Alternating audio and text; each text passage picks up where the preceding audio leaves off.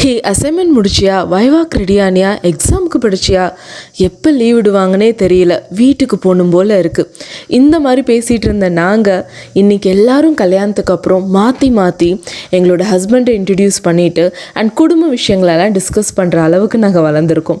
லைஃபோட இந்த மாற்றமும் பார்க்க ரொம்ப அழகாக தான் இருக்குது. இதில் முக்கியமான ஒரு விஷயம் என்னதுன்னா, நாங்கள் எல்லாருமே ஃபஸ்ட் இயரில் ஒரே ரூம்மேட்ஸ்.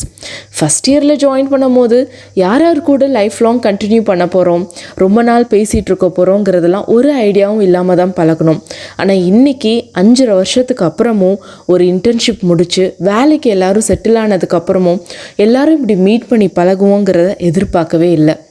எங்கள் எல்லாத்துக்கும் மீட் பண்ணும் போது ஒரு அழகான ஒரு எண்ணம் எங்களுக்குள்ளே இருந்துச்சு. மாற்றி மாற்றி எல்லோரும் நல்லா இருக்கணும்னு நினச்சிட்டு இருந்த அந்த மனசுக்குள்ளே அந்த ஒரு எண்ணம் அந்த இடத்துல ஒரு ஈர்ப்பு நிலையை உண்டாக்குச்சு.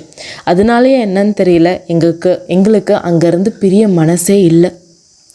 உண்மையாக சொல்லணுன்னா, அன்றைக்கி எங்களோட அந்த சின்ன கெட் டுகெதர் ரொம்பவே எமோஷ்னலான ஒரு தருணமாக இருந்துச்சு.